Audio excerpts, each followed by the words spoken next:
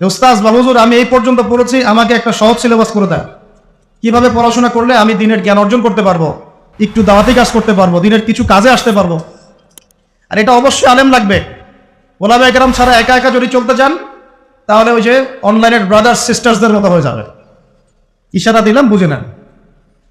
গরুর লেজ ছাগলের পাছায় লাগাই দিবেন, ছাগলের লেজ গরুর পাছায় লাগাই দিবেন, এই কাজ করে।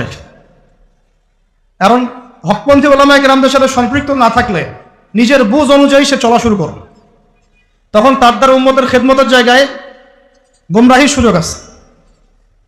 আল্লাহ পাক আমাদেরকে হকপন্থী আলেম চেনার তৌফিক দান করুন, সহবত নসিব করুন। আর আপনি ঘর থেকে বের না হলে আল্লাহ পথ দেখাবেন না, আপনাকে বেরোতে হবে, খুঁজতে হবে। এক ভাই বলছে রংপুরের একটা মাহফিলের যে রংপুরে তো আমি কোনো এরকম রিনাউন্ড কোনো আলেমকে পাচ্ছি না, কি করবো? বললাম সারা দেশ খোঁজো, ঘুরো, দেশের যেখানে পাবো সেখানে যেতে হবে।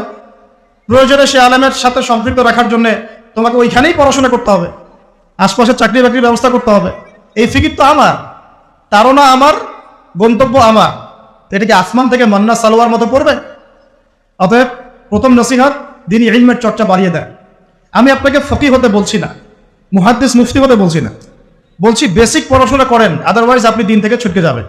আর পড়াশোনা করার এটা প্ল্যাটফর্ম না, এটা পড়াশোনা করার কোনো প্ল্যাটফর্ম না। এই ফেসবুক, ইউটিউব এটা পড়াশোনা করার কোনো প্ল্যাটফর্ম না।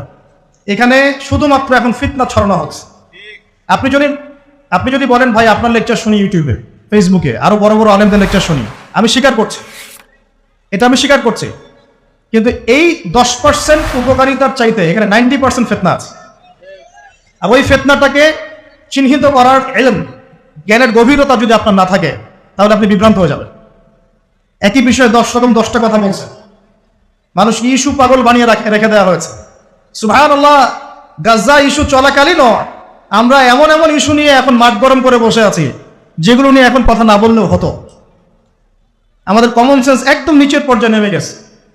বাসার পাশে আগুন লেগেছে আর আমরা এখানে ইখতিলাফি মাসআলা নিয়ে ঝগড়া করছি। উম্মার উপর বিপদ এসেছে, কাফেররা যুদ্ধ লঞ্চ করেছে, কাফেররা ক্রুসেড লঞ্চ করেছে, আমরা এখন ইখতিলাফি মাসআলা নিয়ে ঝগড়া করছি। এখন হাত বাঁধাই ফিক্স করতে পারলাম না। আর কিছু মানুষ আছে, সমাজে কিছু মানুষ আছে বা তাদেরকে ছড়িয়ে দেওয়া হয়েছে যাতে আপনারা মূল লক্ষ্য গন্তব্য থেকে সরে যান, ছোট ছোট বিষয় নিয়ে ব্যস্ত হয়ে পড়েন।